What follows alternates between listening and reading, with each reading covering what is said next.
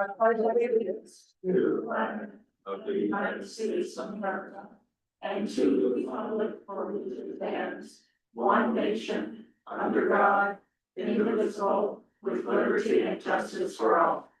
Thank you. So this is the Friday, February 10th, 2026, regular meeting of the Board of Selectmen. I now call it to order. And we will do the roll call. Mary Smith.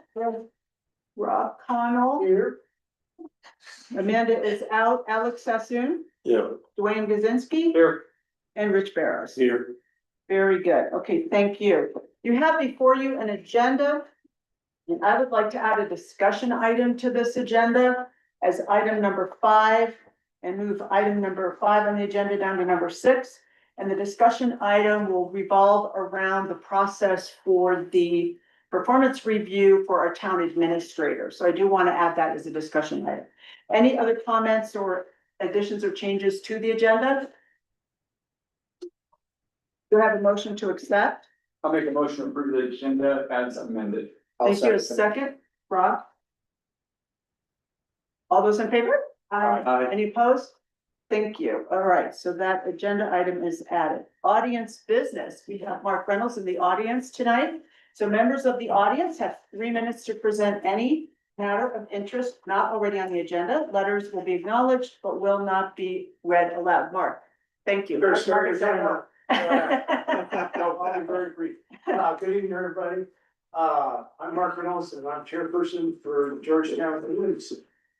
And we've been in business about 60 some years and it's come time for a change. And we'd ask you to consider to take over the community center. It's hard spitting that out. Take over the community center on the property and daily running of the community center. I think it'd be a great asset for the town and being underneath the town's umbrella. It would help perhaps utilize the community center more. And if anybody has any questions or anything, they can call me at home and we can discuss it. Very good. Okay? Yes. Is this something that there's ongoing conversations about? So Well, I'm sorry, we've met with staff several times. This has been an ongoing conversation over the last probably 8 years. Okay. We discussed it with the library and then with the town, and as we went through administrators, we kind of went by the wayside. Now's the time to do it. We're having budget, financial problems, Mhm. not serious. I mean, we operate on $45,000 a year. Sure. 10,000 of it goes to the water bill. Anyway, it's just time for change. I think, with the town running it, we could probably make more use out of it. And Great. You're not Okay. dissolving the organization, though, you're just. Not at this time. I mean, it's whatever, Building. whatever's that, whatever vehicle works to get it to the town's ownership. We'll do anything, we're willing to do anything and listen to anything. And we're not in desperate need, but it's just time for a change. Very good. Thank you, Mark. Okay. We appreciate it. Thank you so much. One thing I can add for context, that Jim and I have been working back and forth on the articles of incorporation and the bylaws of the group have certain steps that must be taken if they want to get rid of the property. And so they're trying to figure out how they're going to proceed with that. That's basically what the discussion is now. Okay, thank you. Thanks, Thank Mark. you. See you, Mark. Good night, Mark. Thanks for coming by. Take a cupcake. Thank you. All right, next item up is the payables, and you have in your packet the payables from January 23rd to February 5. There are notes on here, and I just had a quick question myself. Item number 2, I think the leaf paper market line item is 1065 415, not 615. So that's just a typo on that one. You see that, Jim? Okay, and then on item number 1, I know when I was signing checks, this came up about what the code numbers were. So is the new code number that you're coming up with? Well, actually, these code numbers that are on here were differently reflected on the invoices, but I went over that with Kasia, so I think we're good on it. Okay. Any other questions on the payables? Comments? All right, I'm sorry. I do just have a question. On item number 2 with that Leaf Supermarket banners, staff held the invoice for additional information. What got hung up? What got hung up? Well, besides the It's banner. this year, staff and held this invoice for additional. Didn't mean it like that. What was the delay? Staff held this invoice for additional I didn't think- information. It was 4 months. I didn't think that the number was correct, so I asked for some clarification, then that held it up to the next cycle. And so is this? Are the funds for this going to be attributed to our 2025 budget? Yes. So it's still 2025 money. Yes, we have 6 months to allocate those expenses to the 2025 budget. Okay. Then I have a question on their dues and subscriptions, 1045, 570. Onsolve, the texting services. Yes, so that was a service that was contracted shortly after, well, like right as Jen left. So they had signed the contract for that. And we were working on using the one that the county uses. Lost the name of that one, but, they're putting a lot of additional requirements on us to actually use that service. There's a lot of, because it is their emergency service texting. And Okay, they won't give us access to it unless we do like the extensive training that is not on par with the dispatch, but you have to have quite a bit of training to access that service. So the paid this invoice that they sent us. So this is related to the county emergency, This is our own texting service. your own texting service to be used for, the town, in other words. Yes. Okay, and is this an annual or monthly payment or? Annual payment. Okay, but we don't. When was the last time we used this? What have we, We've been using this county, we don't like the counties, we want to keep our own, so that we're repaying this fee. So a good example would have been the Excel power outage. We prefer to use this one for something like that. We also have opportunities to set it up so people can subscribe to different kinds of notifications with this, so we haven't had an opportunity to go over it with Emily yet, but.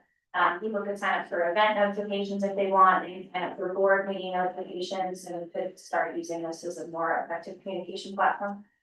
which is great. So I'm imagining there's a limit to how many texts you can send out a month, because I was looking at these back when I started, just thinking it would be a great service. So this, I mean, again, I think it's a wonderful idea.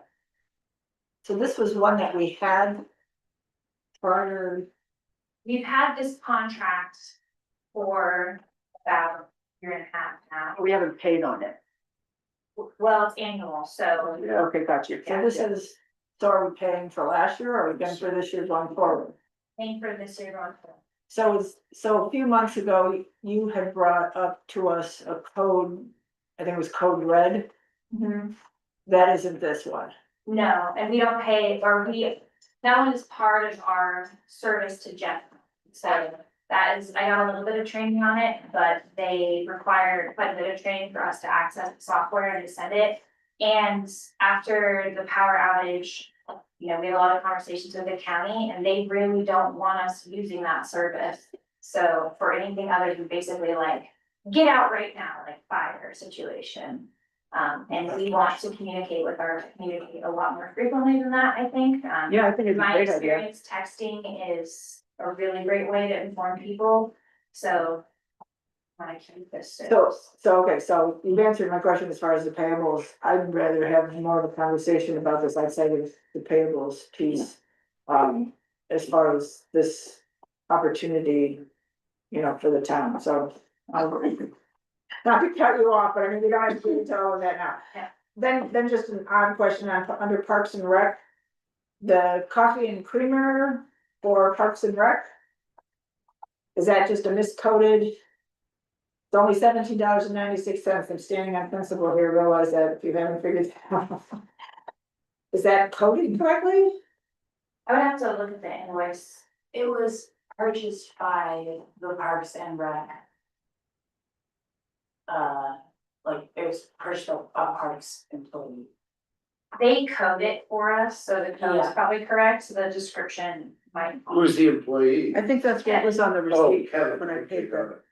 Huh? When I signed the check, this coffee and creamer was on the receipt, that was, yeah, on the receipt for that. Typically that comes out of an administration account, not. But this is a Parks and reimburse Rec. to a Parks and Rec, I think that's where. But this Bridget doesn't- No, this is to Blackwell, we pay this directly to them.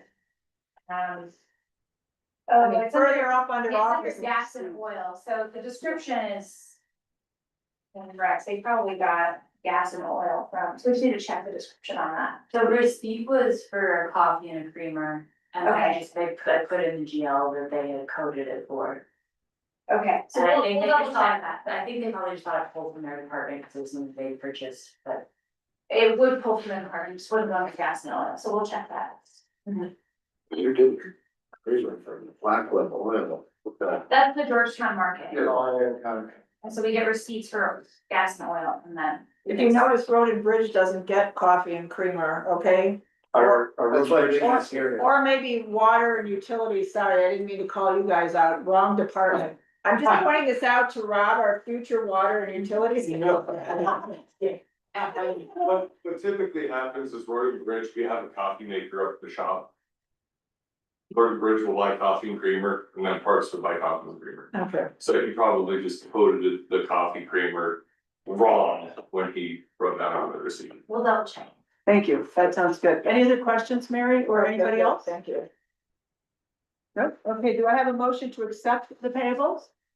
So moved. And do I have a second? Wayne, is that you? Okay, very good. All those in favor? Aye. Thank you. Any opposed? Very good. So our payables are approved. Thank you very much for that. Next up is the minutes of our January 27 meeting. I know I provided comments to Bridget. They're all taken care of in here. Any other edits or comments or questions about those minutes? I just have two quick typos. On page 3, under item 7. Selectman Kano, Oh. I didn't even see that. it just, honestly, that one just jumped out at me, because otherwise I only had one typo. Which I- That is, common line number 1. Oh. It's the number 1 and. Is that what that is? Yeah, that's the Okay. new way we're. Or maybe that's our, the selectman that's saying, I don't know. No. And then on page 4, under board reports. Selectman Sassoon, I don't believe, Oh, did not have a report. so it should be, did not have a report. That's a good catch. I didn't see that one. Doesn't it say selectmen? It says Selectman Sassoon did have a report, I did not, yeah. which then we would have expected what that report was. Thank you. Any other edits, comments, suggestions, questions? All right, do I have a motion to select the January 27 Board of Selectmen minutes as amended? So moved. Second, Rich. All those in favor? Aye. Any opposed? Very good, the minutes are accepted.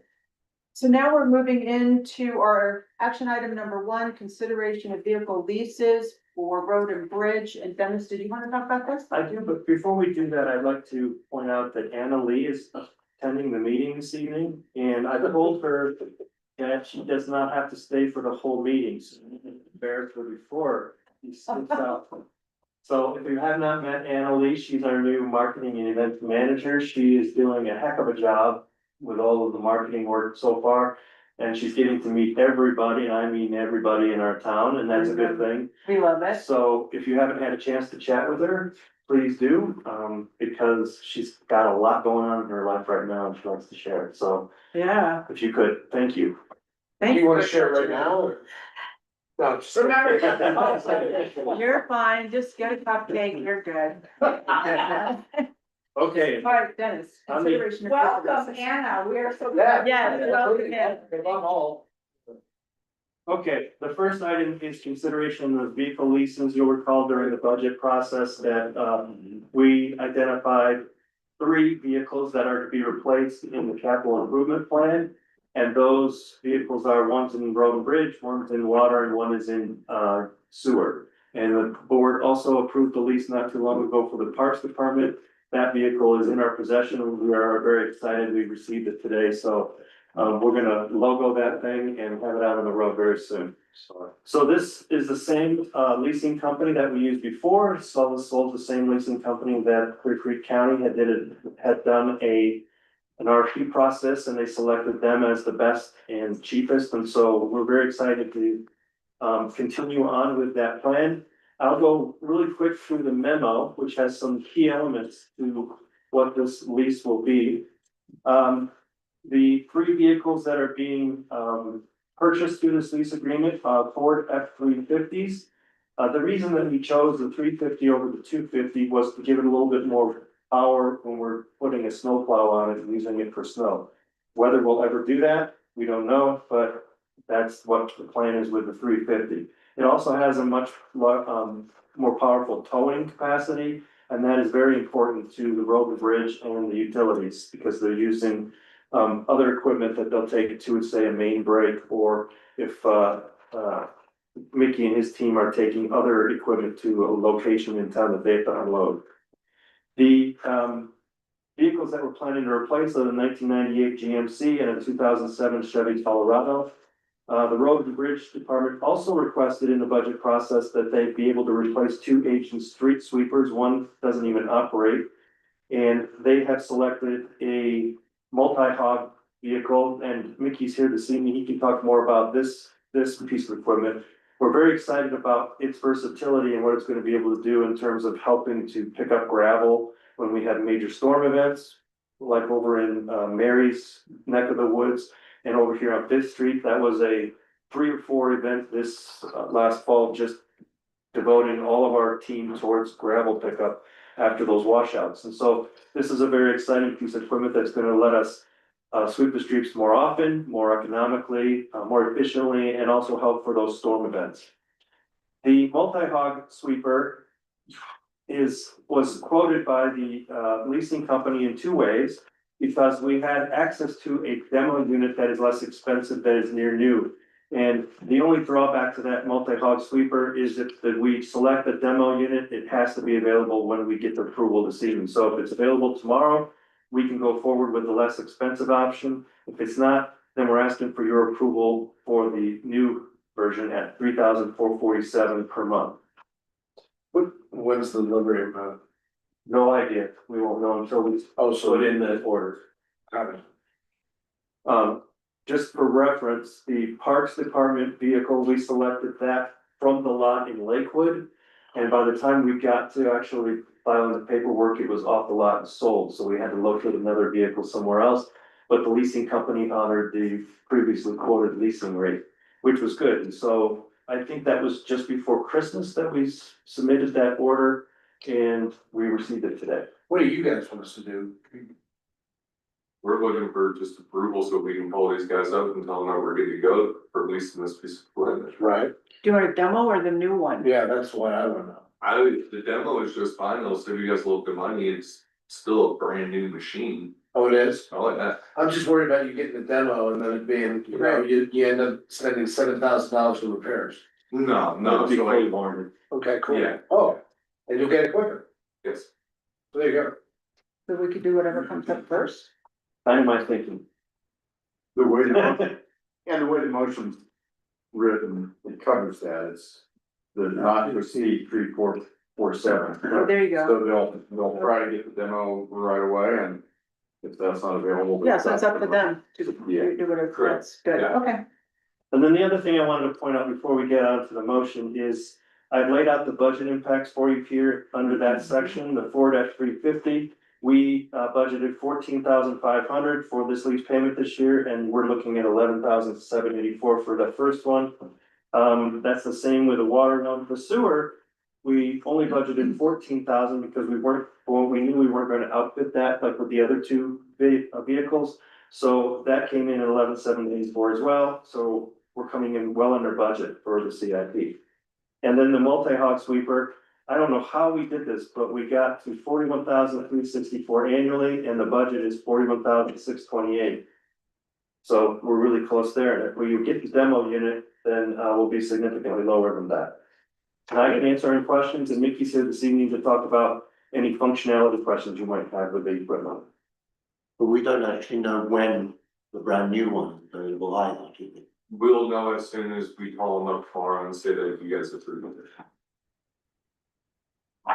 And then they'll give us the delivery date, whether they have the demo sitting there, or if they gotta wait for another one, or you go for a brand new one. Or you could get a demo if it's available. Exactly, Yeah, but then they'll bring it up probably this week. Do we know if they have one sitting there today? They had one sitting there 8 days ago when you called me. Yeah, but it goes on, if they fly off them, they're very popular. Oh, I can imagine. Yeah, Yeah, I mean, okay, this thing has so many uses for all the departments too. that's great, I mean, really good, really good. okay. We actually, what road were we on over there picking up gravel that day we We demoed? were over by 15th and Main. I got a video on my phone. It was compacted material about 6 inches deep. Of everything up to a 6-inch diameter rock and one pass, yeah, That's great, yeah. I mean, yeah, that's really good, It's got an onboard pressure washer. It's got an onboard 8-inch back, so you can suck up 8-inch rocks out of culvert, ditch. We wow. do hydro excavation with it. yeah, And then the dump was unique as well, we can Dump it right into the back of our dump truck, the Dodge dump truck, so we don't have to drive to a specific location if we did. Just dump it into the dump truck and haul it. Great, wow. Yeah. Yeah, we're excited. Good job. Yeah. That is That's exciting. not sugar in his coffee. You need a, muffin over there. So any other questions on this or thoughts? Okay, there's a motion in your packet. If somebody would like to make that motion, I'll make a motion. thanks, Alex. I move to approve the lease for the United Fleet Services, $982 per month for 3 Ford F-350 pickup trucks and a not to exceed lease rate of $3,447 for a multi-hog sweeper. Thank you. A second? Second. Thank you, Dwayne. All those in favor? Any opposed? Wonderful. Okay, thank you. That's exciting. Well done. Yeah, these streets here in this couple of months. Yay. That's good.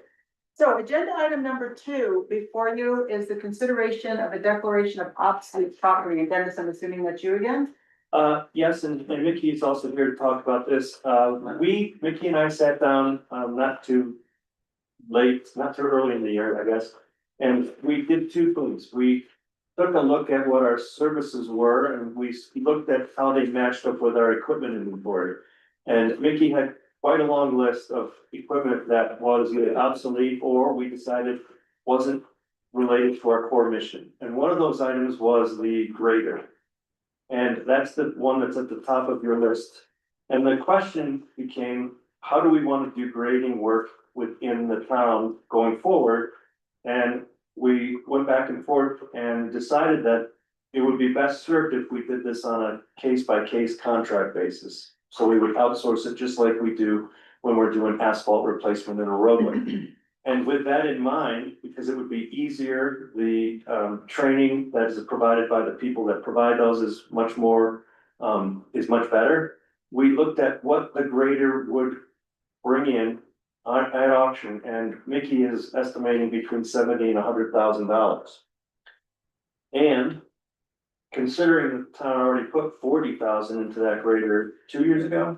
About a year and a half. We thought that if we're going to get any value out of this piece of equipment, now is the time when it is actually sellable. And so our intention is to sell, you'll see a lot of these other things on the list are small compared to the grader. But they do not relate to our mission, or they're not being used, or they just are obsolete, or they don't work. So Mickey can talk to any one of these pieces of equipment if you have a question about them.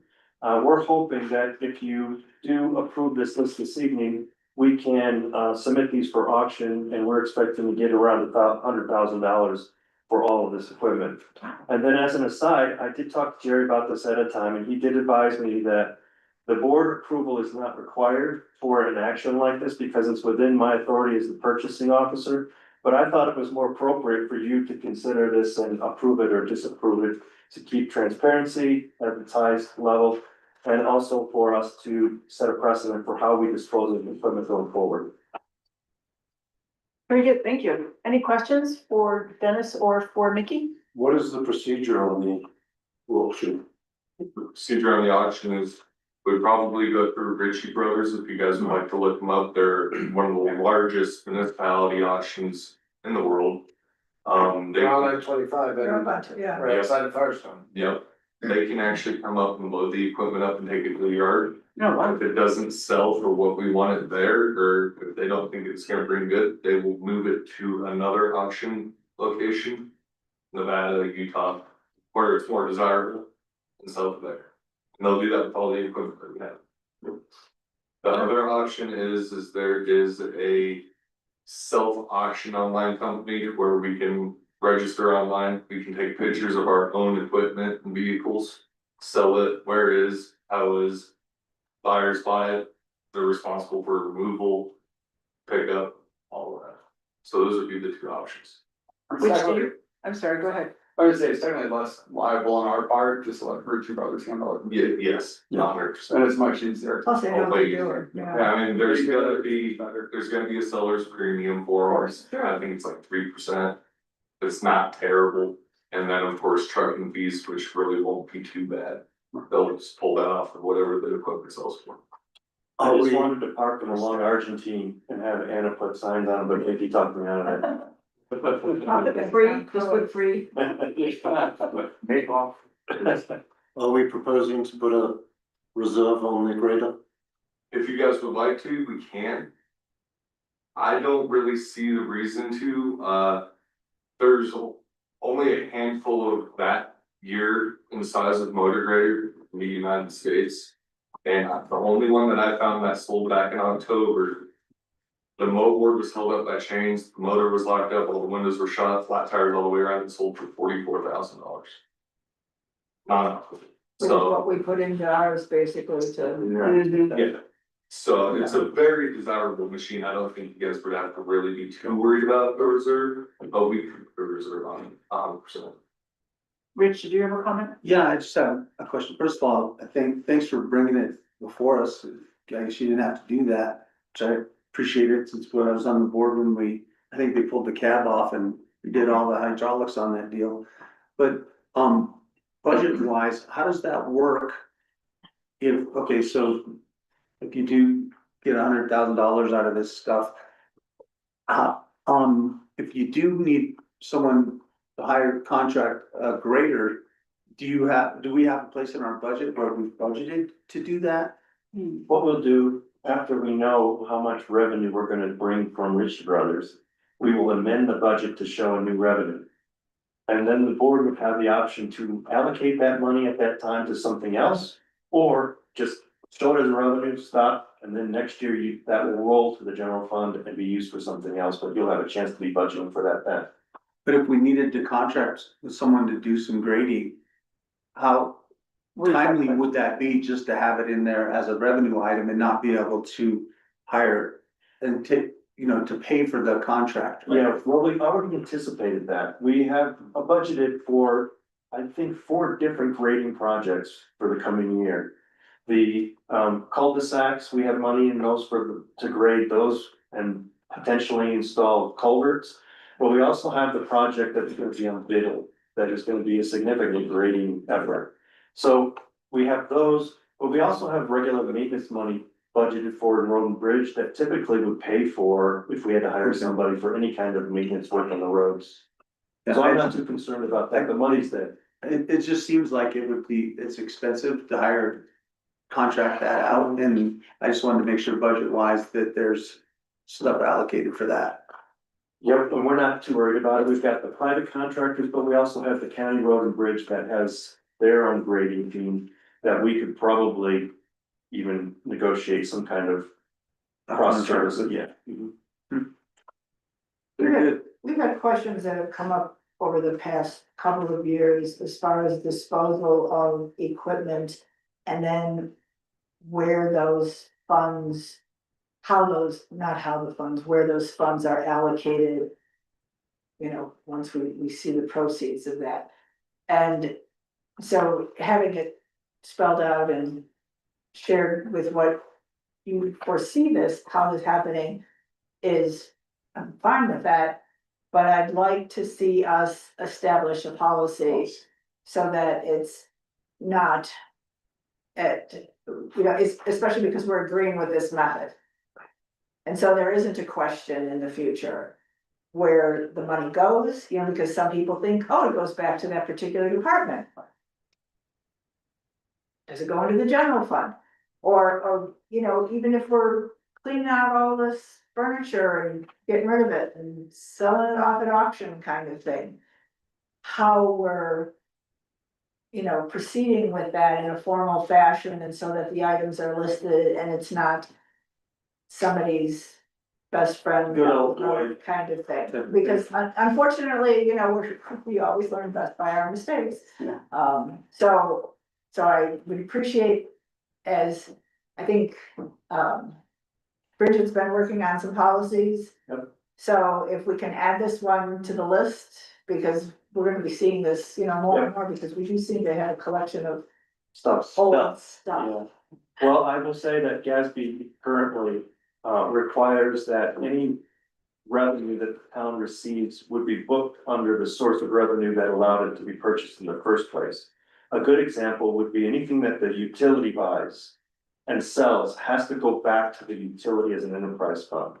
Anything that is purchased with road and bridge funds that are state roadway funds has to go back to that roadway fund that helps with supporting road and bridge. But because we have set parks, part of road and bridge, other elements under the general fund, anything that is paid for out of general fund tax dollars would go back to the general fund. That's just the kind of a government accounting guideline and practice.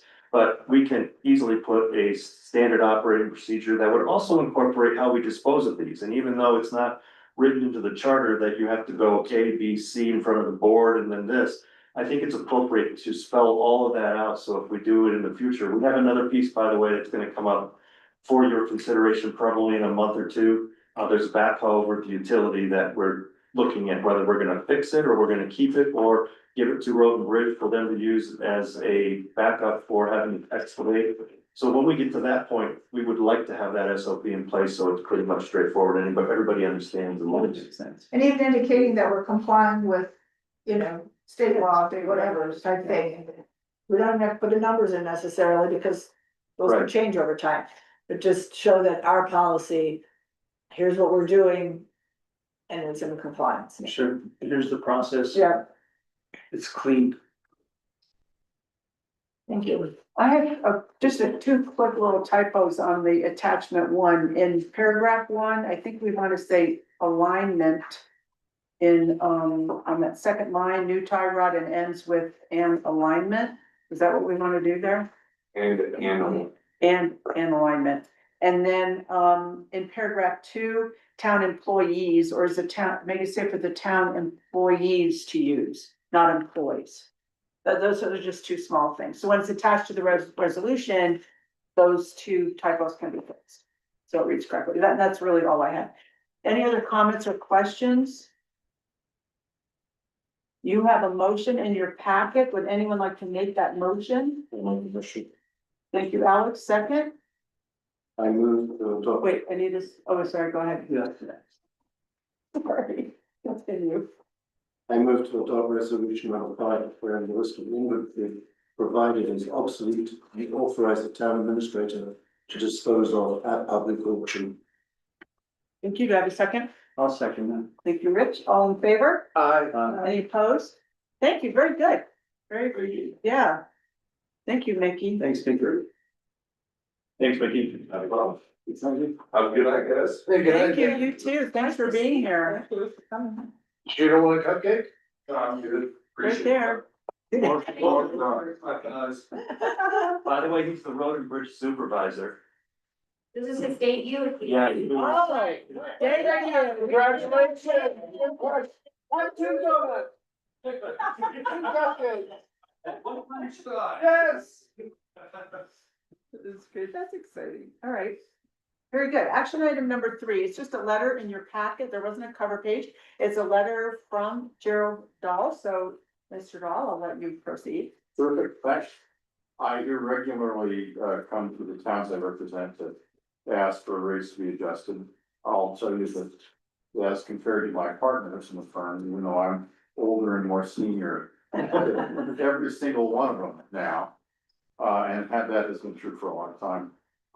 My rate is usually less than theirs, and I'm fine with that. You're But, getting back. yeah, in municipal work, you know, these rates go out to the private market, the people that represent the bond companies.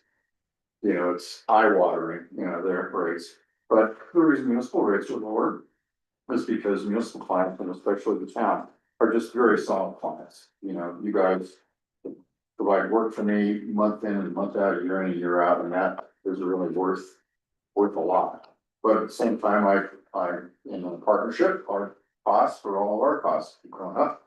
And my partners look at me annually and work at review of rates. We did that this last month. We did our annual partners meeting. And I'm asking that my rate go up to 240.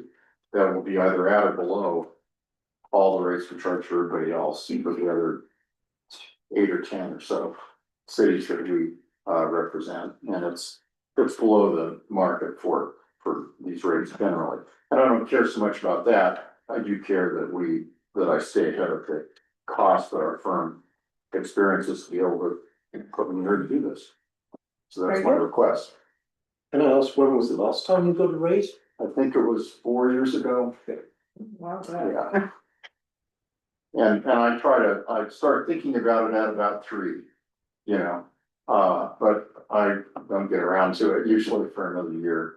Just because I spent so many years working for the municipal league and for the Northwest COG, where you didn't charge rates, you just by God went to work and did the work. And so it's always been harder for me to justify, you know, the dollars, but I'm finally getting to that point, maybe a little late in my career, but I'm getting there. And yeah, that's my request. Happy to answer questions about it. Thank you. Any questions? We certainly appreciate the work that you do. As I say in the letter, I really enjoy it, and I get to be unique of all the municipal attorneys in the state, because I represent the only territorial attorney. That's great. And I take advantage of that and make that point every time I get a chance. That's why we get the discounted rate. That's why you get the right. If you get a council with prestige. Yeah. Yes. All I right. didn't put it in motion, but you can probably invent one. I think we can invent one. Would someone like to make a motion on this? Sherry? Well, Okay, thank you. I'll make a motion that we increase our attorney billing rate to $240 per hour. All right, do I have a second? Second. Alex, thank you. All those in favor? Any opposed? Great, thank you. Thank you. Congrats. Thank you very much. Absolutely. Don't spend us all at once. I won't. Lunch is on you. My partners won't let me at all. That too. So the next item on the agenda is being billed at the old rate, just so you know. There you go, yeah. We gotta start talking fast. Well said, The sir. next bill I send in, you've got to be checking the entries, okay, when? It's 8 p.m. Yeah, okay, see, just put us today, all right, then. So the next item is a consideration of Prop 123 extension, and again, you have a letter in your packet dated February 4th from Jerry. To Jerry, and then also a second amendment to the purchase and sale agreement for Prop 123. So Jerry, did you want to say a few words on that? Briefly, yes, Okay. comes to us from Max Stitch, I think you've met Max, and he's done a good job, in my opinion, for Bighorn. This is Lakeview Flats Phase 2 project that we're doing with Bighorn with the Prop 123 funds. And as Max puts in his little footnote at the bottom of his letter to remind us all what that was about, the town's purchasing that property from Bighorn using the CHAPA funding, and in turn, we turn right around and ground lease it back to them. And of course, the purchase agreement And the ground lease have already been documents you've seen and approved. But the timeline to get that funding, the Prop 123 funds has just been slow.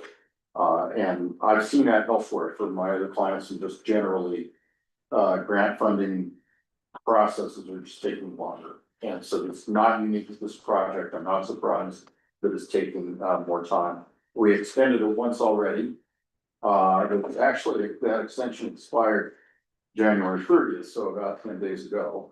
But I recommend that you do approve the extension to March 31st. And not wood, fingers crossed, we'll get it done. It's still I think a deal you like, and I think it's a good deal for the town, and it's not, I think, the time to say, well, no, it's taking too long, we're bailing on that. It's gonna produce housing that I think the town really does want, so I'd recommend approval of the extension request. Thank you. Any questions on this? Is March 31st? Long enough? That's what Max and company think. They've been in better touch with, Catherine than I have. If it takes longer, and that's the end of the world, we can do another extension. It's really, all of the work has been done to put this together, and unless the funding kind of evaporates somehow at the state, it's absolutely worth it to extend this and just keep it going. They estimate though, they should have this done by February, so Barry asked them to add another month. Okay, so you've already put in Another month. contingency. Yeah. Okay. Any other comments or questions? I think, do a little couple memo, I apologize, but the proper memo or proper motion would be to approve the second amendment to purchase and sale agreement with Centennial Opportunity Fund. Someone want to make that motion? Dwayne does, because he's our housing guy.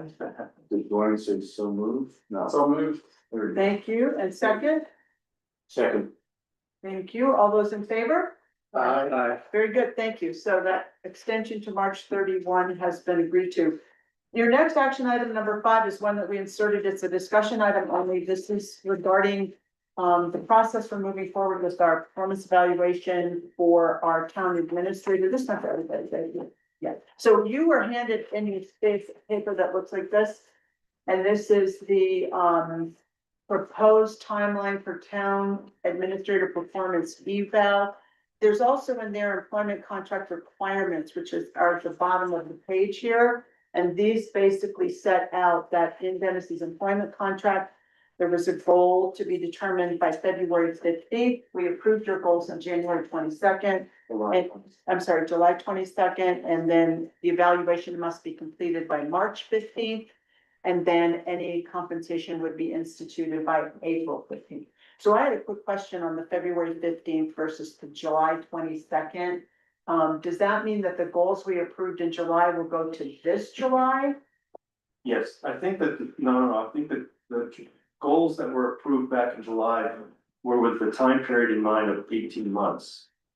So fulfilling the 6 months that were left from the first year of my employment and then starting for 2026. So they would go to February 2027. They would go to Sorry. December 31st, 2026.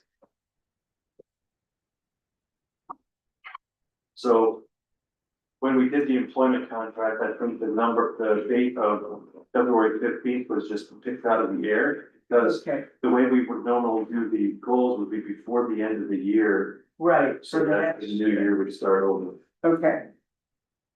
And remembering that, Mr. Durham was hired effective April 15th. Right, and so it's kind of on a year schedule around that hire date. And I'm trying to remember back myself to 9 months ago, but in inventing this February 15 date, that was sort of, well, let's back up, a month from his anniversary to kind of get the process going. So that we have our act together by the anniversary date, April. There's 2 months actually, to figure out, to conclude that process. Not that you can't adjust it anyway. Sure. So going forward, what this board needs to consider is how it would like to go through the review process. In front of you, there's an action item. One idea is to appoint 2 members or just see who wants to volunteer out of this body to work with Dennis and Jerry on setting up the process. What needs to be in there? Do you want to do a salary review? What's going to happen? Do you want feedback from staff? All the things. And that would be, we're not gonna decide that now. This is just a discussion item to see how this board wants to move forward. So, the idea would be to set up a work session, have this group of 4 people meet, make these determinations, come back to this board on February 24th with whatever that process would be and go forward from there. Or you could say you want to do it all together in a work session, same process. So, that's what's up for discussion for you. So potentially we would schedule a work session for us to discuss this proposal or come up with a different plan. Well, I think what I would suggest is that today, this group decide whether you want to have a 4-person group, 2 from the Board of Selectmen and then Jerry and Dennis. Or do you want to stay together as a body with Jerry and Dennis and go through everything? We need a work session either way. Does that make sense? Sort of. What, so every town administrator that we've evaluated, we've done as a whole. And I realize this isn't taking away from that. But I think all of our voices are important in this process. Not yours. Sorry. Oh my God. I was actually gonna say, but if I give him glowing marks, I hope that he'll return the favor. This is all the may I jump in on what's on the piece of paper? Of course. Okay, because I think it would help. I was Absolutely. succinct, maybe a little too succinct. I have to find it. Here. Oh, thank you. Okay, so this is a timeline that is only a timeline. And the timeline is set up to meet the April 15th deadline. And that would require that we get some plan and process for how we sit down and start talking through what the evaluation document's gonna look like, who it's going to go to, and then how that is going to be brought forward with myself and the board. This is only to get to the deadlines that are in the contract. I will say that those don't really mean that much to me, if they don't mean that much to you. So the deadlines to me are kind of like guidelines, try to get things started at a certain time, but if all of this goes past April 15th, it's okay. As long as we do it the right way. And if it's going to be setting up the process for our relationship going forward for the next 3 to 10 to 20 years, I think it's worth the time to be put into it this year so that next year it's pretty much self-explanatory. The reason that I suggest 2 members of this board to be the evaluation committee is to do the grunt work of putting a draft document together, talking about the evaluations, but then bringing it back to you as a group to actually discuss and give direction. So I'm not trying to circumvent the board's involvement here at all. In fact, I think that if this process is done correctly, there will be more involvement than you've had in past years as this process goes forward.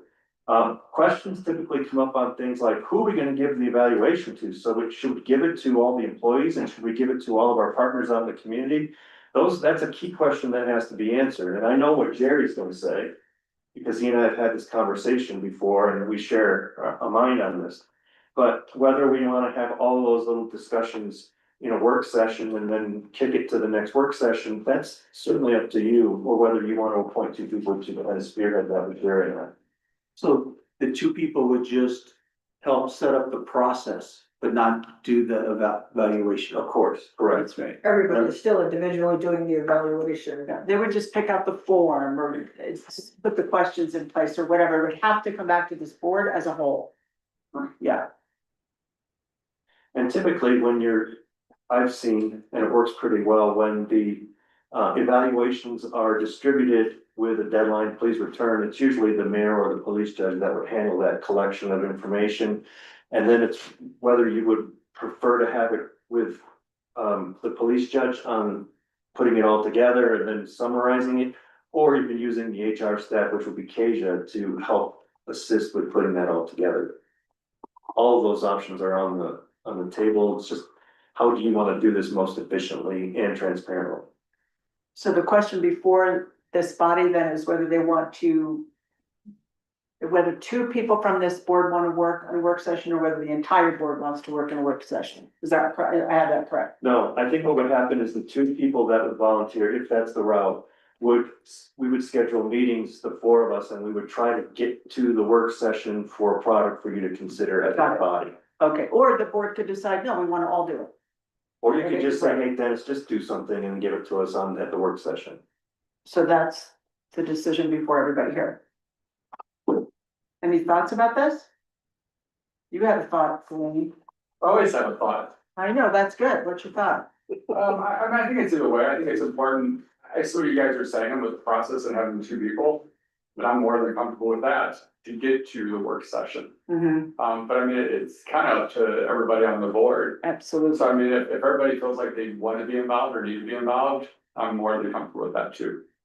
Rob, your thoughts? Any further thoughts, Rob? That's what you want, so. I get the way in. You're the way in. It just seems like it would be, in other words, for the outsiders looking in, if you have two representatives gathering the information and then reporting back to the board, that seems more official rather than, oh, Dennis, just hand us some because maybe you could, manipulate it, right, well, I'm just saying that the naysayers or the conspiracy theorists would, those are the people that would cry foul.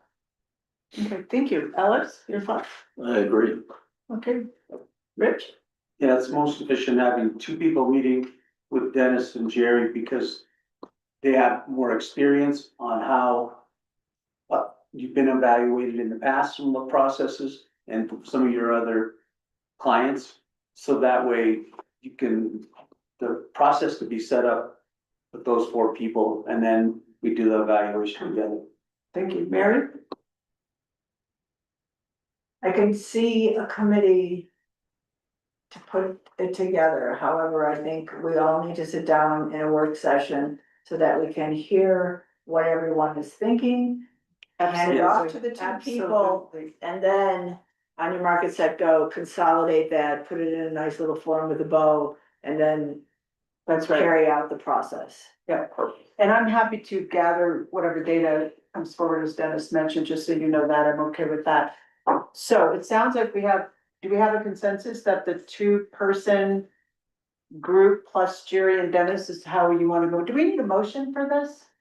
Well, yes. Yes, I okay. think let's you make a do. motion. Once you know exactly what the motion is, and what I think I'm hearing is, the following, you take a motion to appoint the following two members of the board to, meet with, Dennis and Jerry to prepare a draft review procedure, and that I'm making the subject along, so procedure, that procedure would include not only here's when things would happen, but here's proposed the questions and issues to be addressed during the review.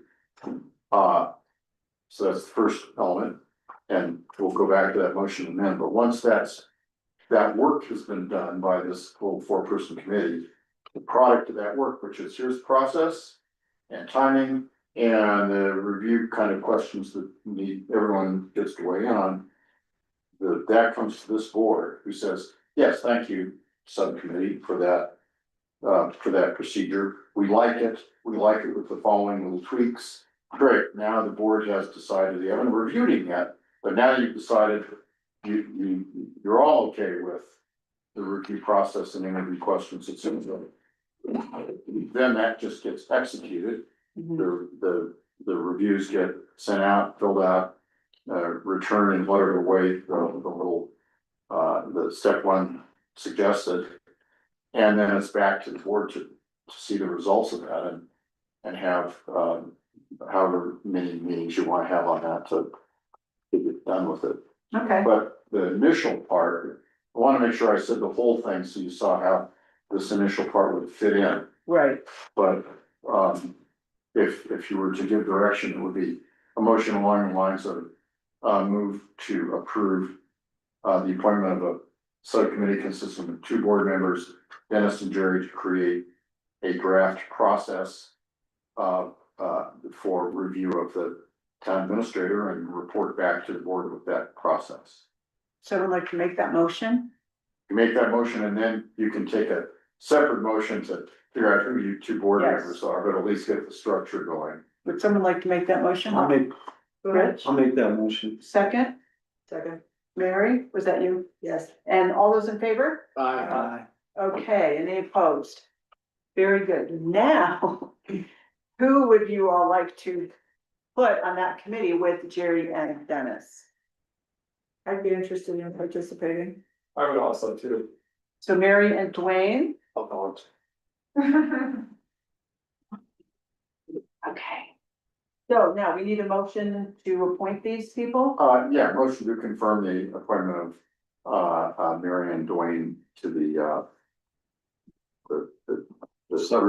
review process subcommittee. I'll make the motion. Rob? Thank you. Second. Second, Alex, all those in favor? Aye. Any opposed? Very good, thank you. That's great. All right.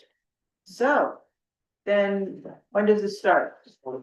Wait, what's your schedule look like tomorrow? Let's Yeah. You gotta get going.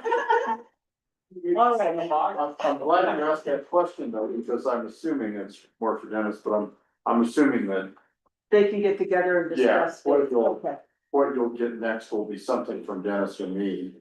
And here's some like draft material to, to forms of review processes, a little bit No, of that's great. calendar. Here's some raw material to work with and let's coordinate a time to meet. So in other words, Jerry, you're telling us that you don't like being the messenger on the evaluation process and having to call out the board members and saying, would you please? They say. I get this. I was the worst, I was the worst. He was the worst. What a great segue to move on here. Let's just say there's a real contest for who was the worst. But we got it done. Yes, you're right. I'd be delighted to have that work shared this time. See, we give him a raise and it goes to his head. Yeah. And he wants to. well, great. All right, thank you. And Yep. thank you, subcommittee, for stepping up and offering to do that. So now, action item number 6, which was 5, is consideration of the final number 1 resignation.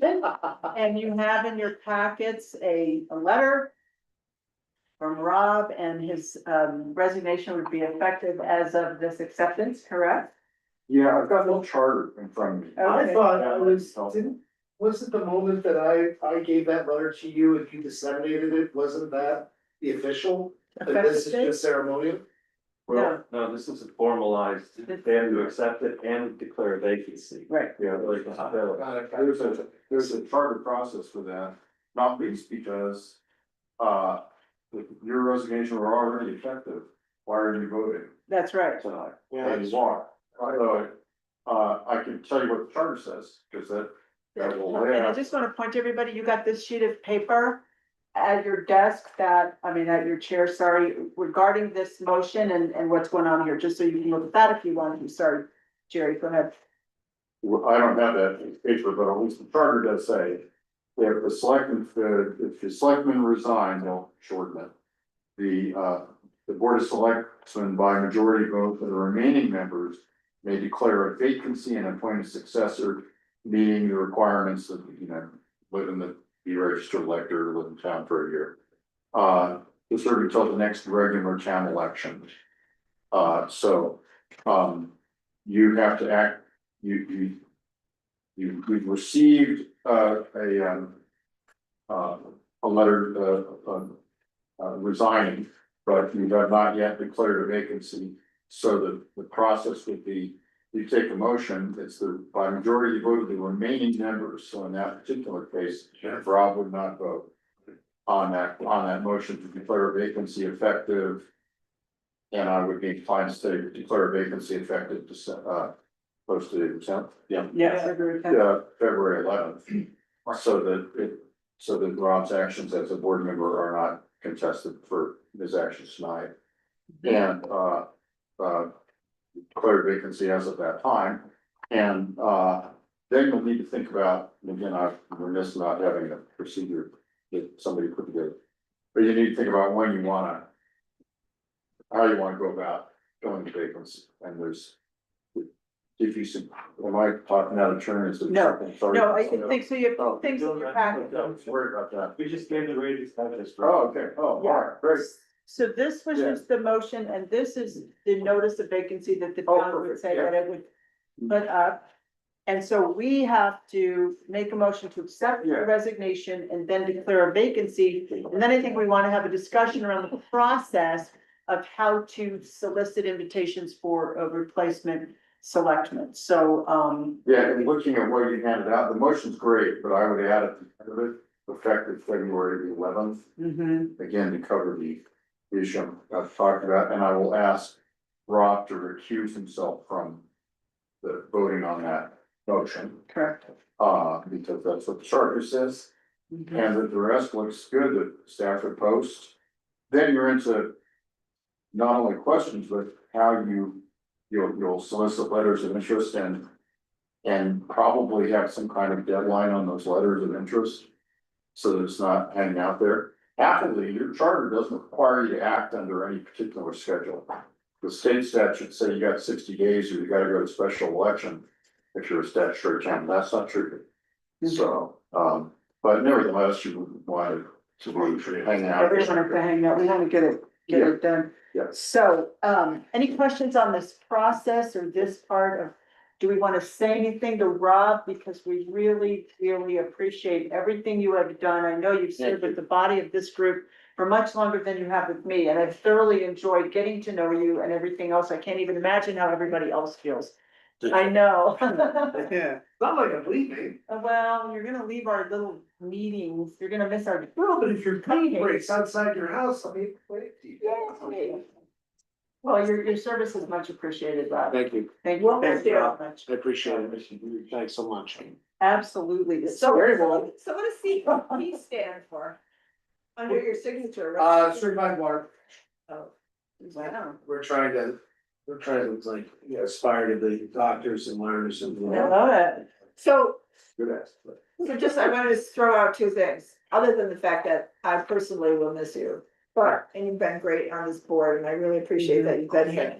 Rob, is on our sewer, Parks and Rec. and Parks and Rec. Yeah. Right. I think in your capacity, your next capacity with the town, he can stay on the sewer representative.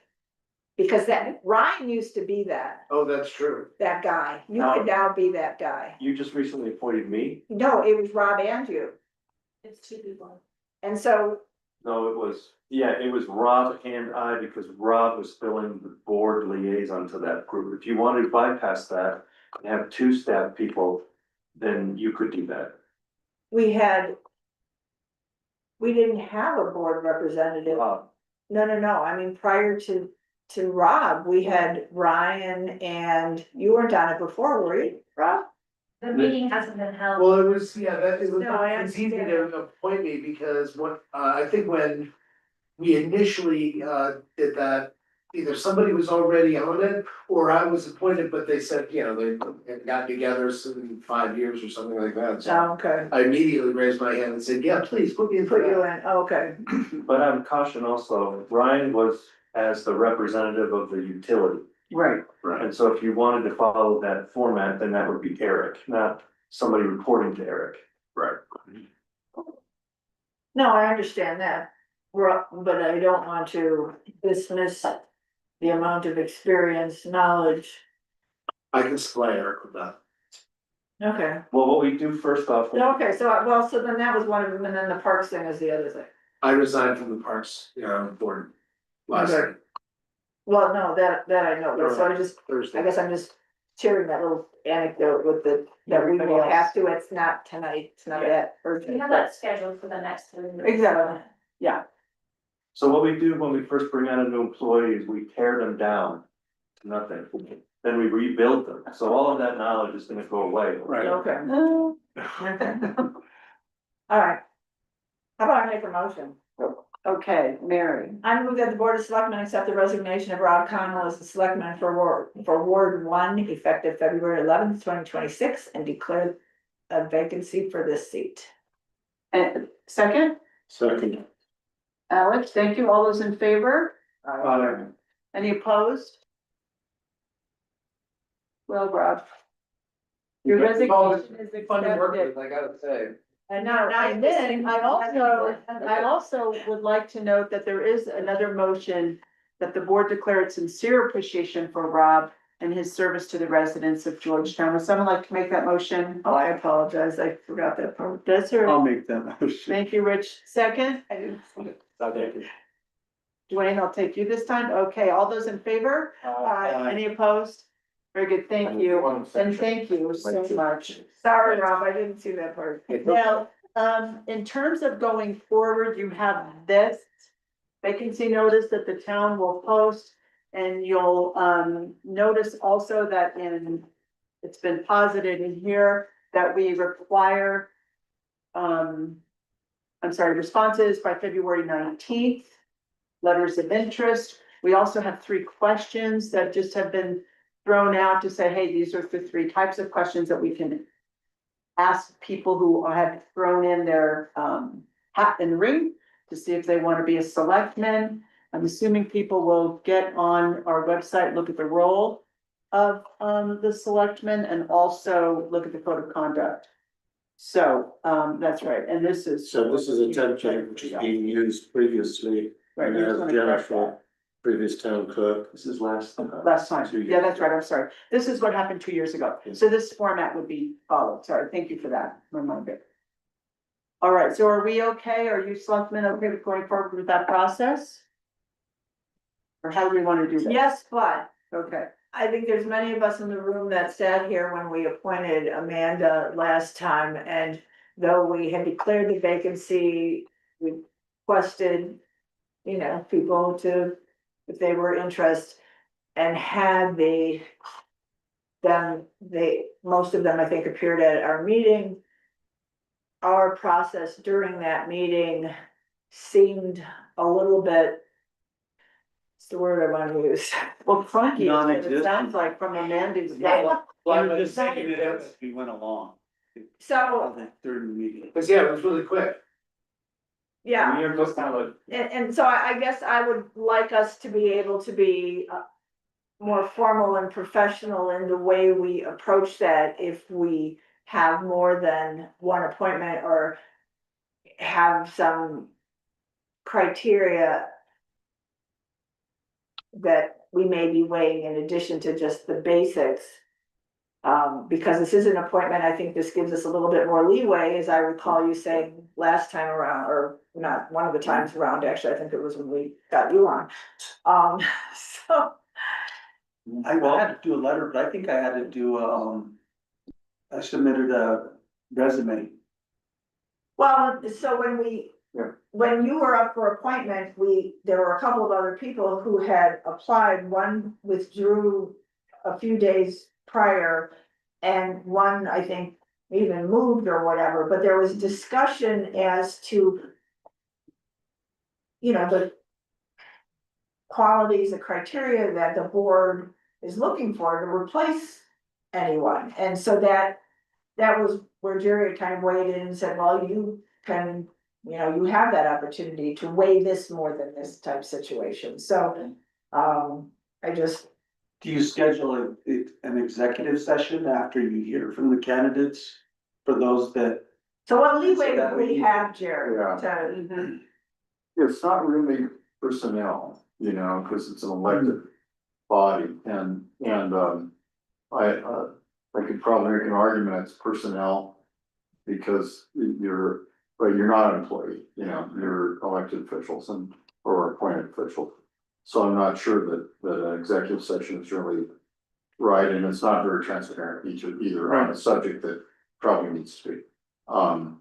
But I agree that last time there was sort of a, there was kind of general discussion and bang, there was an appointment, which seemed a little precipitous. So at a minimum, I think to help with formality, which I think is really important, you might consider having, you know, the interviews and people come and they speak. And there's a little bit of interaction. Thank you very much. And then set the decision for the next meeting. And that means that people would have to come, but they had to come the first time. And that allows you to really think about it. And then to have a little bit more formality. And you have that appointment right at the beginning, the person can then be seated. And that's at a minimum what I suggest. That obviously follows all the interview questions that go out to people, or at least here's what we would like to have from you as a part of your application. And I'm happy to help, but I'll bet that Dennis can suggest that what messaging goes out as a part of the posting. Hi, there's an opening. It's for this district. Here's what this ward. Here's where you gotta live. You've gotta have been in that location for 1 year. You have to be a registered elector. Please indicate your interest and either answer the following 3 short questions and attach your resume or whatever you like. Then you've got material to the substantive to work with. I think it's very important that the process that is followed for election of your board is followed as close to that letter as possible. And what I mean by that is, when we do an internal search for a candidate, we don't get together and have an interview panel and then all agree on what the criteria is. The fact that we're having an interview panel of different opinions is the important thing. So here, it's not, in my view, you don't interview the people to fit a mold. You're looking at this in terms of the quality of a candidate for election. And so it's kind of a group thing versus set criteria. You have individually your ideas of what it means to serve your constituency. I think that's good enough. And that's what you bring to the table as a group when you're doing these interviews. Our commitment as staff is to make this process as professional and orderly as possible so that there is not this chaotic feeling that you had the last time. So we're gonna have somebody that's gonna manage the people that are coming in for the interviews so that they're orderly, they come in one at a time. We've set out a set of 3 basic questions, and we're keeping this to 3, we suggest, because if you expand on that too much, if you have 7 individuals that come in to apply, you're gonna be here till 11 o'clock, only interviewing. And I think that you can get to the crux of the matter with these 3 basic questions. But as Kasia will attest to this too, you definitely have the flexibility to do follow-up questions based on what you hear in the answers here. Georgia and I discussed this a little bit before the meeting. She suggested maybe we send out the job description or we talk about those things.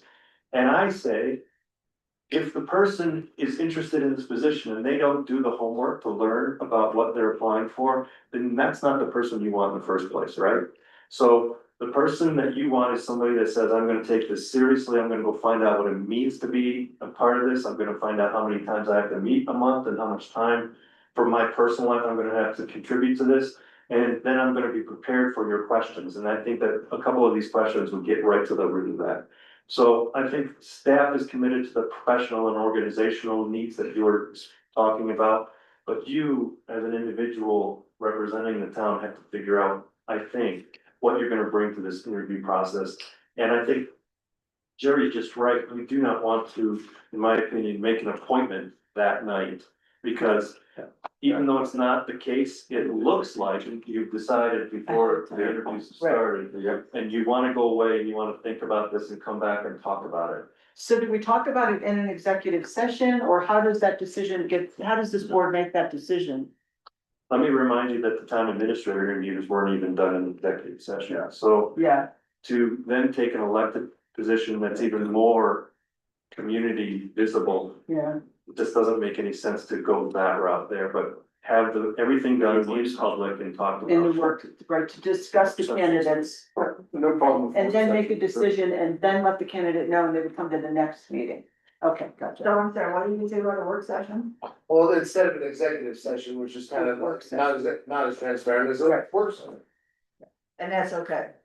We could have it, so after the interviews. And they appear. And then we're going to make a decision at the following meeting, we could even have that work session just prior to that to kind of share and then be ready to make the appointment. Yeah. That would be, Yeah, that'd be fine. You could do a work session after you met with them, but there'll be a late enough night already. And you've heard enough and you kind of absorb that. And then at the next meeting, you can begin maybe early with the work session. And have the discussion. And then it's an action item later in your agenda.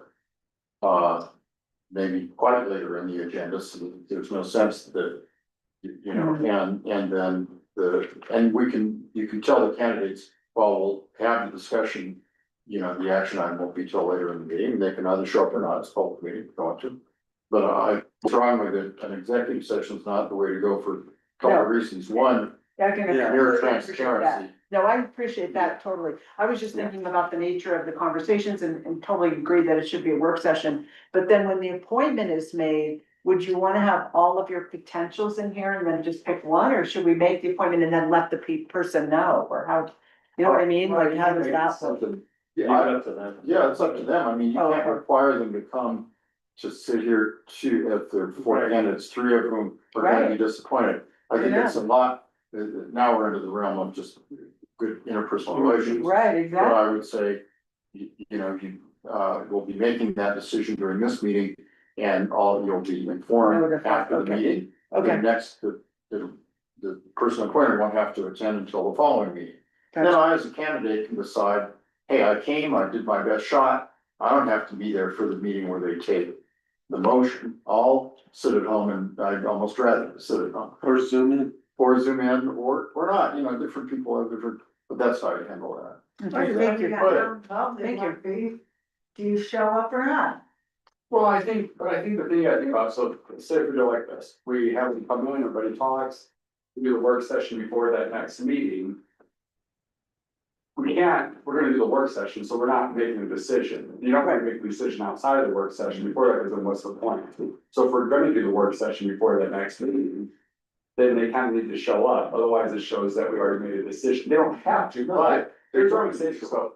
Well, they don't, but then once we make that motion at the meeting, for the person that we're picking, then they should take the spot. So if none of them are showing up, that's what we did with Amanda. She Yeah, but I took the don't spot think right that would, she didn't like that. But what So I what are you? kind of puts them on this.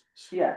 What I would suggest is that is really it sounds like there's three, there's two meetings that there's the session where you interview them, right, meeting one. Meeting two is a work session followed by a regular meeting. As an action item during that meeting, you make an appointment. But they are told you will not be required to, you will not be seated until the next meeting. And then you swear them in. And you swear them in at the very beginning of the meeting, that's all cool, it doesn't, poor Amanda had to like. Yeah, which is good. Jump in on like agenda item number 4, of 7. And it was, there was that. And that way, I, as a candidate, go, okay, I don't have to show up to the meeting, because all they're gonna do is vote. And I'm not required to be there till the next meeting, if at all. Perfect. Okay, so we have, under the guidelines that I've given you this evening, we're gonna post this tomorrow. The February 19th deadline that we put on there was in retrospect for the packet being ready for you and have the applicants. So then you'll do the interviews during the regular meeting of the 24th. Break, go away, have a work session on the 10th of March. And then appoint hopefully during the regular meeting on the 10th. Which then we'll have that person swearing in on March 24th. Comfortable with that schedule? You can also, at the work session, say, listen, we want to talk some more about it. Let's have another work session in 2 weeks. And not appoint this evening. That's fine too. Which kind of be to the town to make a decision.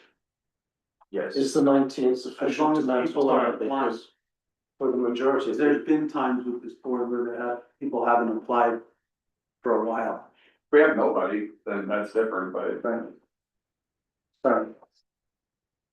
I was So do you saying want- is the 19th sufficient time, because if you're posting it tomorrow, you get a response maybe Thursday, Friday, let us assume that the weekend impedes.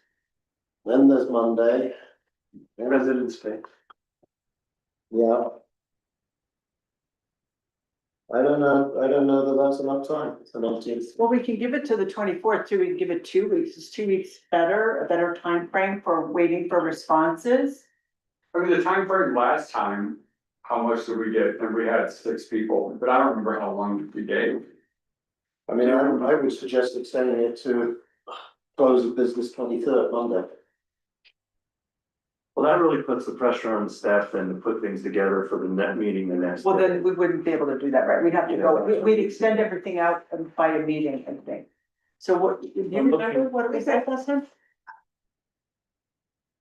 I know the staff didn't have a week, they didn't know a week ahead of time how many people were, because some people submitted like A lot of a people. Friday, submit they the waited last till last minute. Day kind of thing, we can always accelerate the. If someone is going to commit and is interested in doing this, it's like in any other job, you're gonna figure it out, you're either gonna do it or you're not. I also think that if we keep a closer date at hand, it's going to give us an indication what the level of interest is, or what we're gonna do for Plan B. If we wanted to accelerate the process of getting somebody seated on this board, we could have a work session outside of our regular meeting dates. We could do it whatever date. We end up doing it just to review that so that we could go forward on the 10th and make the appointment and get that person seated. So we could escalate it in that fashion. You know, if we're gonna get 0 applications, we're either gonna know that on the 19th or the 24th or April Fool's Day. So, If you look. and then you can just fire Rob and then you can come back. The notice that you have before you this evening, you'll see that it was posted on the 24th of January and the application deadline was the 12th of February, so roughly 16. 2 weeks, roughly over 2 weeks. Little over 2 weeks. But that might have been because the way the month fell, I mean, you know, and it could have been a 5-week. Well, let me just back up a second. If the town posts a notice tomorrow, you're gonna get, it's gonna go out and it's gonna say, we want your letters of intent by X date, Next week. right? That's all you're asking for at that point. Yes. So then the letters of intent come in or not, whatever. And then it comes before, they come before this board and we would have a work session to set up interviews. Correct. Okay. No, we would set them up for you that night. We So would put would them this in the board line. not then, so here's my question, would this board not be able to look at any letters that come in prior to interviews being established? You're gonna get them on the 20th. So we would get them, and then we would say, hey, No. Pam, this is what we wanted, here's the people we want. Right, so if Okay. there's one in the packet and that's all you got, then you'll know on the 24th at the work session, we only have one. Mhm. We'll interview that person and then we'll say, we wanna open up, we wanna extend the deadline because we want more applicants. Or if there's 6 or 7 applicants, then I think you're all set, you can act on it. But here's what I'm trying to get at. Is this board gonna be able to look at the letters of interest prior to the interviews being set up? Yes, they're gonna get them on the 20th. Or no. That we're gonna get them when we get the packet for the And next. then on the 24th, you schedule the interview, I gotcha, okay, thank you. And then if you get one or you get a whole raft, Right. you still don't, even if you only get one, I would advise that you say, thank you very much. We're sticking to our schedule about when we're gonna make this appointment and it isn't tonight. Just That's right. because you're the only one. Yeah, I like that, I Yeah. think that's important. Yeah, And is there a way to formalize this process? So that way, if it comes up again? I mean, Absolutely. is it putting it in the standard operating procedure then?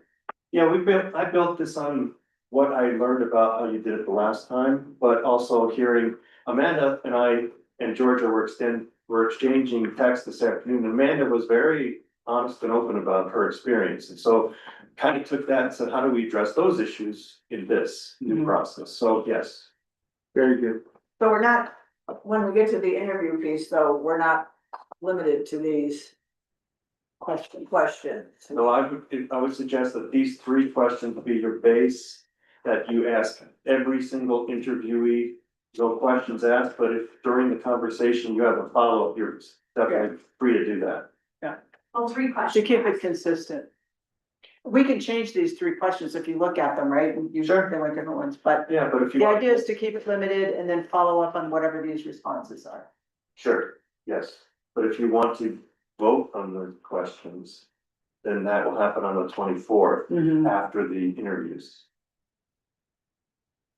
So if you're fine with the questions as they are, which I recommend you stick with these questions, not because they're just my favorite questions. They're general enough and broad enough that they address the things that you'll be looking for. You still have the flexibility to say, but wait a minute, you just said this, expand on that, or tell me more about your experience working with boards and commissions. I mean, you have the freedom to do that. So do we need a motion to proceed like this, or is this, do we? No, I think staff has, if you agree, so I think staff has sufficient, we've talked about the dates, et cetera. You declared a vacancy and, staff is And move going to forward. put together a process for either fill it. Okay, is So- this fourth? Okay, go ahead. Right, just in relation to this procedure, I'd like to remind this board that we looked at, and I know this isn't an election per se, but we looked at our election process and had that review and heard, I can't remember the woman's name, I apologize. Karen. She came and gave a presentation, I'm sorry, what was her name? Karen? Karen. And that the presentation and the recommendations that she made to the town were going to be brought back to us conveniently right around this time. So I realize I'm putting you on the spot a little bit here, but I would like, Dennis, if you could review those recommendations again, so that we all feel, and you feel, staff are able, I mean, if we're trying to follow the same procedures and rules that we would, or similar as we can with the election process, that we are ready and prepared to make sure we're adhering to that, whatever you said, oh, you know, you could do this, or you have to that, so that It's consistent. we're prepared for that, and that's, you know, that's a burden on you and staff at this point, if people are gonna be coming in and out the door. So, maybe we can highlight that the next time we're all meeting, you know, Yeah. if things were changed or whatever. After that email to me, I looked Yeah. at what Karen had recommended, and most of those recommendations just were taking our standard operating procedures and updating them to abide by state election laws, which change on an annual basis. And so she was holding off until we get closer to the next election, so that we're not changing the SOPs now for the current state laws. And then the state does it again for the next election cycle, and then we have to update them again. So we're kind of waiting to see and get closer to the election, but nothing I saw in what Karen said would have any bearing on this process, because the decision lies solely with you.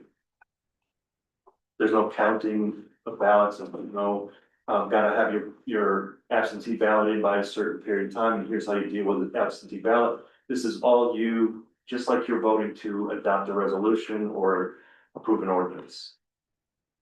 But if there were certain procedures that were out of date, and even though there's not an election coming up per se, I would like to think that we're in compliance with what is most current. So we would be. I think that's what Dennis is saying, right? We would be, because as soon as the state laws and all of that comes up forward, gets updated, right? Right. Yeah, Right. okay. Yeah, I hear what you're saying, but I struggle to think about an appointment for a vacancy, process that is somehow, addressed or affected by the election process, other than eligibility, to hold the And office. it could have been that criteria, I don't know, that's why I'm just bringing it up to make sure that we're adhering to the recommendations that we can, obviously, we're not voting, and well, we are, but it's not a Right. public vote. If there was the possibility that an election would pop up tomorrow, it would be inherent upon us and Bridget to update those SOPs with Karen immediately.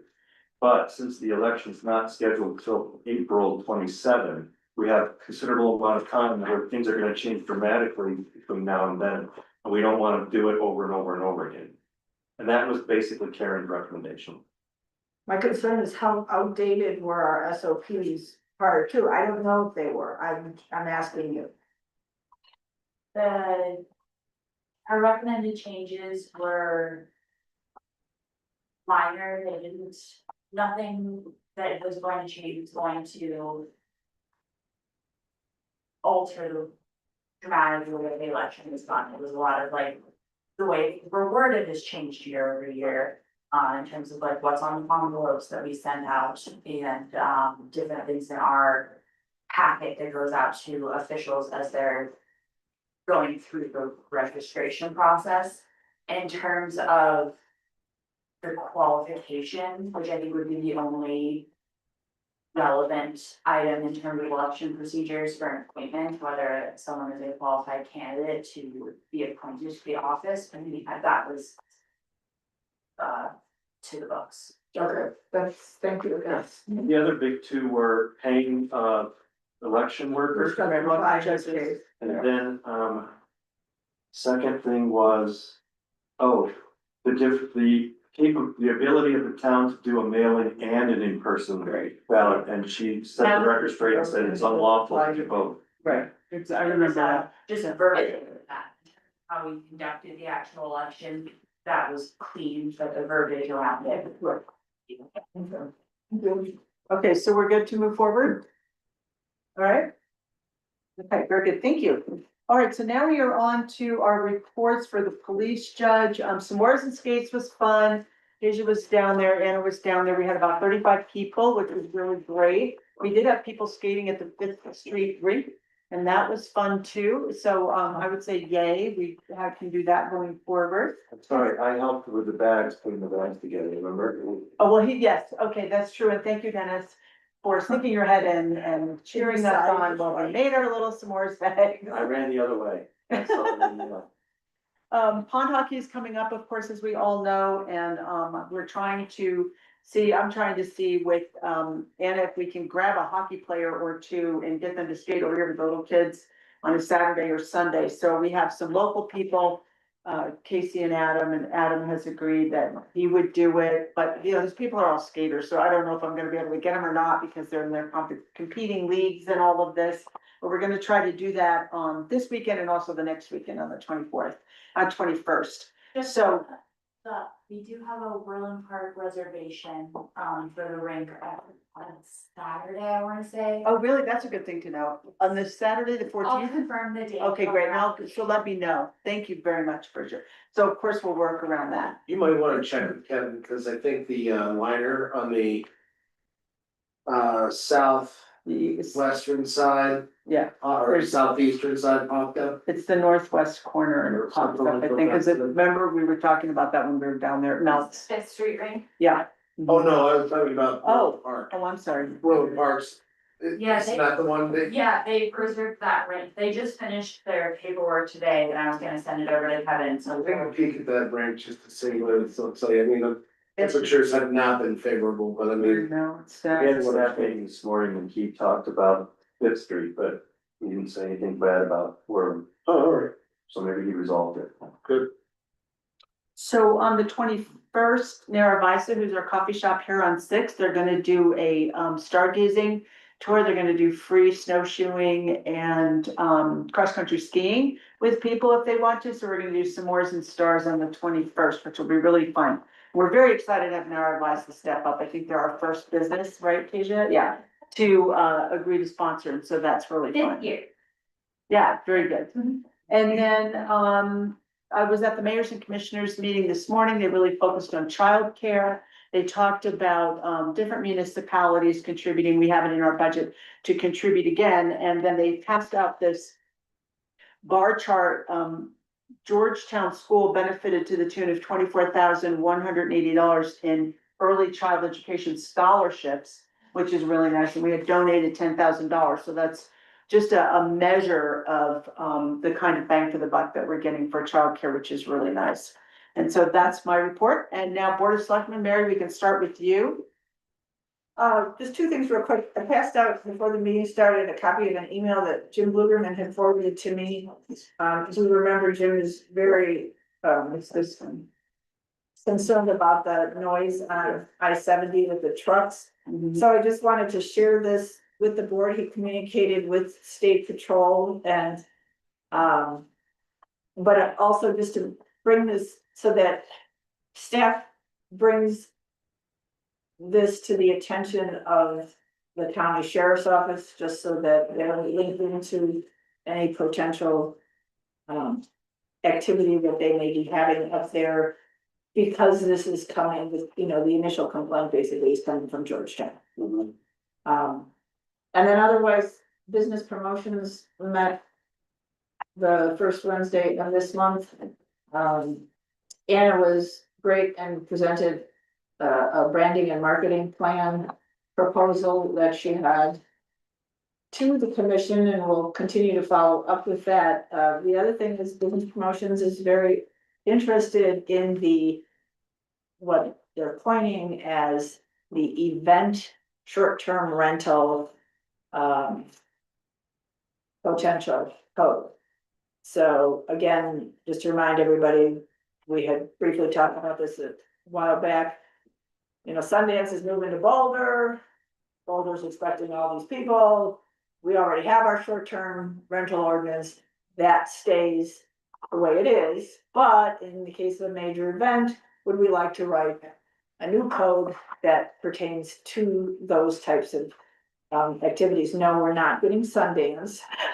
It's not No, why. we should piggyback on it. But so the target would be something like pond hockey, not this year. You know, Christmas market, other big events that are happening here in Georgetown.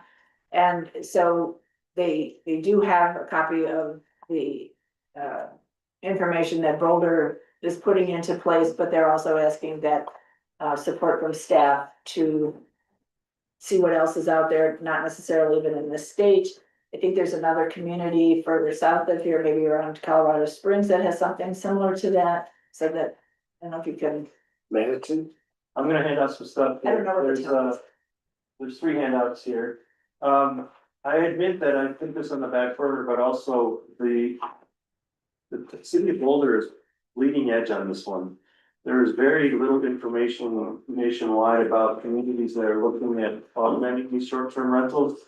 The best example so far that we've been able to find is those connected to the World Cup that is gonna be in Missouri.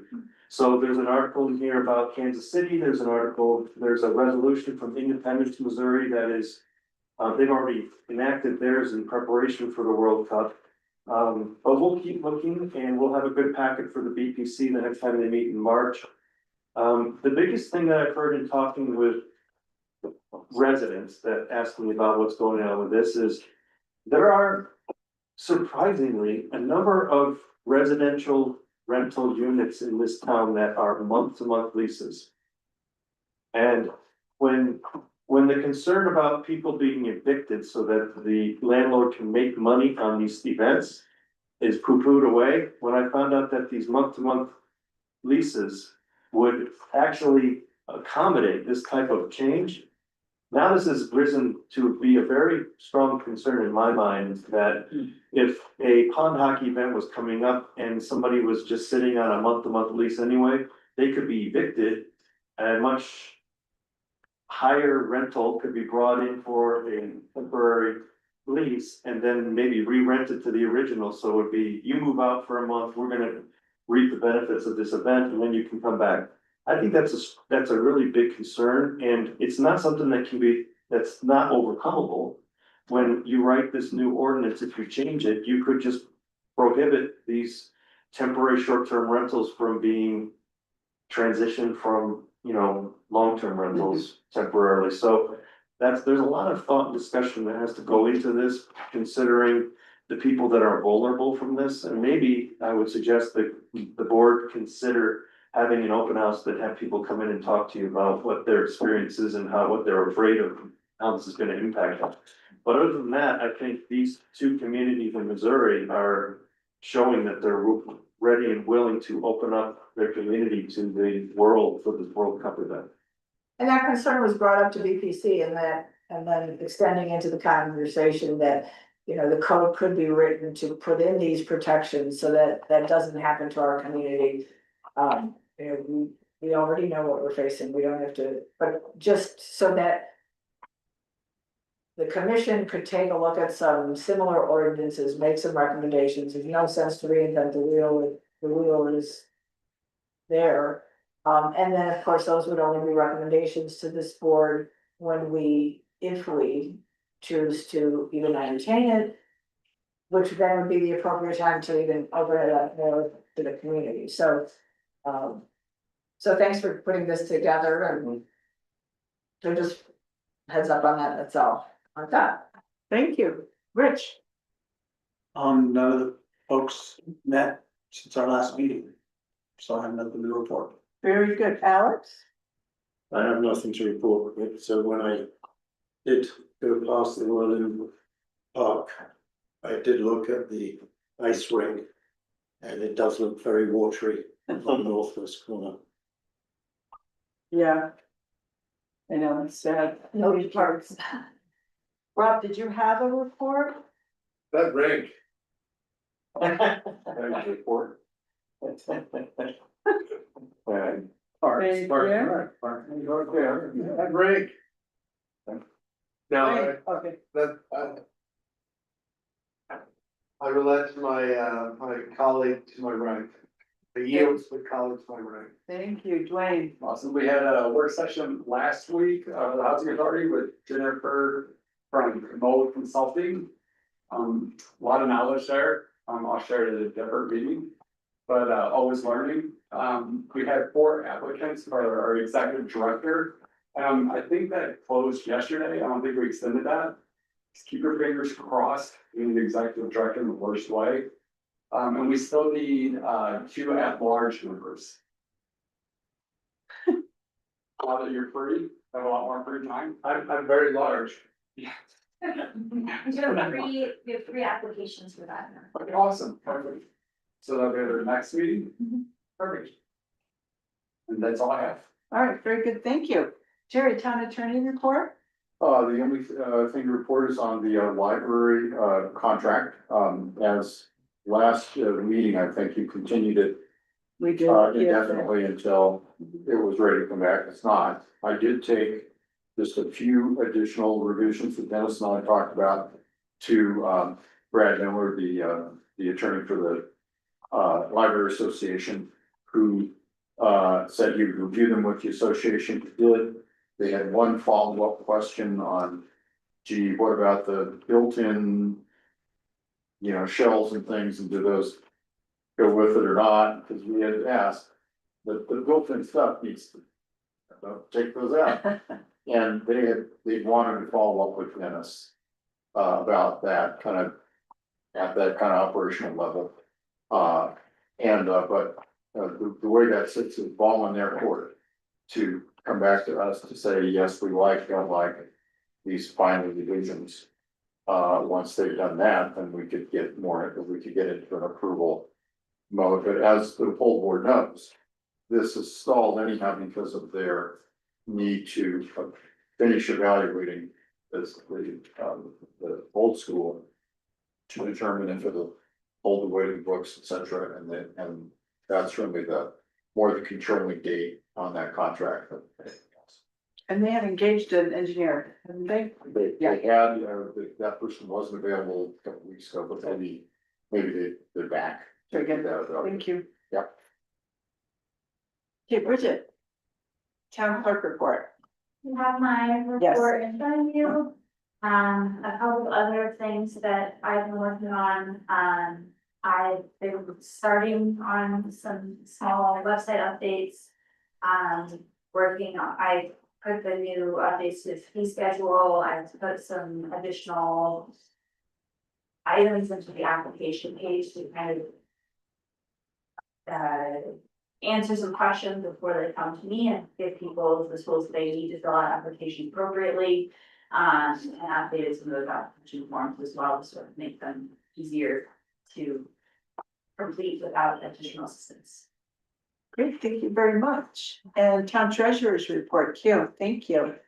You have two charts in front of you. The first one labeled sales tax revenue report for November. This is your month versus south.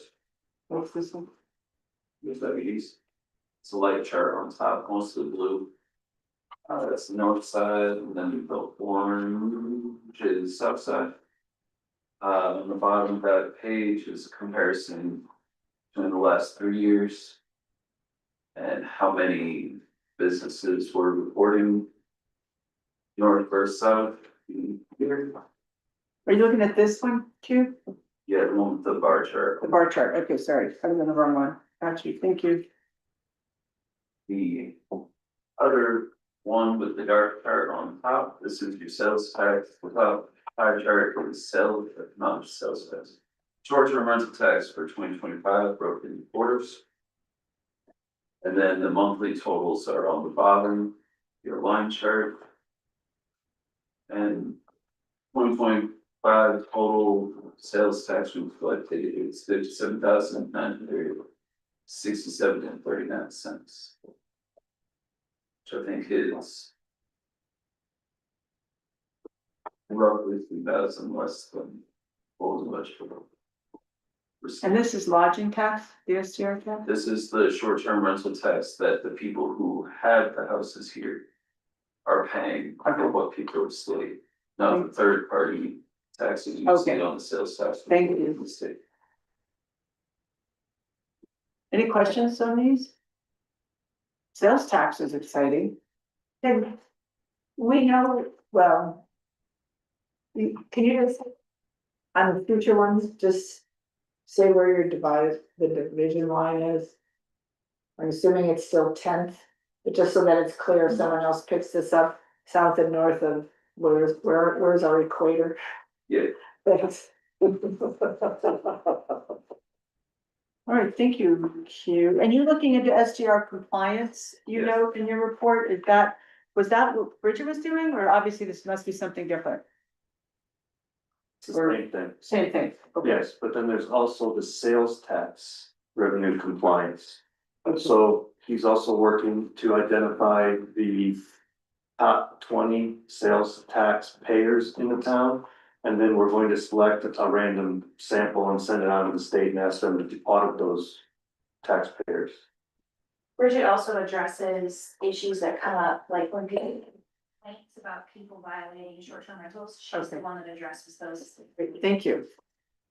The team effort. Absolutely, team effort. Yeah, that's good. Thank you. All right, KJ, your report. I know you also have submitted something. So some updates, there hasn't been an issue with Express Bill Pay with uploading the actual bill for this month, so it's not reflecting in people's accounts. I'm working with Express Bill Pay and Excel and getting that fixed. They're also working on putting together some forms for payments for other types. So if you're paying for a building permit or design review, there will be a form you can fill out to make those payments through Express Bill Pay as well. We're still developing that. So in the meantime, SIPA is still available for those payments. The DRC, for a long time, we've been talking about proposing a new level. So right now, when you go to the Design Review Commission, you're applying either as a major project or a minor project. And for projects like multifamily and commercial and even single family homes, there's some additional steps we want to add to make that process a little cleaner. For example, like with Lakeview Flats, they needed to have their site plan approved so they could do a utilities plan, so staff could approve it, so it could get a certificate of appropriateness. And so we want to add some steps in there to make that process a little bit more formalized, so they know what to expect when they come talk to us. And so that will be going to the Design Review Commission, and they will make a recommendation to you guys to formalize that application process. And we've been talking to Safe Builds about code enforcement and a floodplain administration service that will be used just as needed. And you'll see a version of those contracts in the future. I also wanted to update you that as of right now, no staff decided to opt to cover their family with the healthcare plan, so we are just covering staff at this point in time. And I'm working on my most important task for this week is finishing the DOLA grant application, so that's due on Friday, so. And the procedure for that will be to submit it to the Department of Local Affairs, and Todd Leopold, who is our representative, will review that. He will give us feedback on what he thinks we should add or adjust, so it's not like fully submitted on the 13th, and we will take those notes and then submit it back to Todd. He creates a summary, and then that summary goes to the actual board for approval, so, yeah. Great, well, thank you. With the health insurance, you're talking health insurance, is that at any time during the year, can an employee opt in? Is there certain criteria? There's only certain instances where they can do Okay, that. so There it's similar are to change. Life changes. Okay, qualifying life events. or obviously, you could still have a new employee within that. Yeah. New But staff, not leaving if them. their spouse gets insurance, things like that. So I was planning on having Susan on that, is that something that? Let's talk about that, not here. Yeah. Okay. Thank you. So perhaps next time, could you embellish for us a little bit more on the texting service that you're putting together? Because I know you said that there's still some things in the works with that, so if you could update us a little bit more with that, I Yes. appreciate it, thanks. Very good, thank you. And Dennis, your report. Just a couple of quick things. Coming up on February 24th, you should see the recommended development fees from Kenneth and Haley Aldrich. We have also developed an agenda reformat for you. I shared it with Georgia a week ago. This is an effort to take the current bureaucratic plain agenda and to reformat it in a little bit more exciting and. It was very easy way. exciting, wasn't it? So Very you exciting. should look for that in your Friday email, so you can see it and copy us on that. Any of your thoughts? Jeremy and Daniel from the Fire Authority are gonna be coming to your meeting on the 24th to share what's going on with the Fire Authority, how the transition and their leadership is going. But also they are going to talk about, The WUI, the Wildland Urban Interface.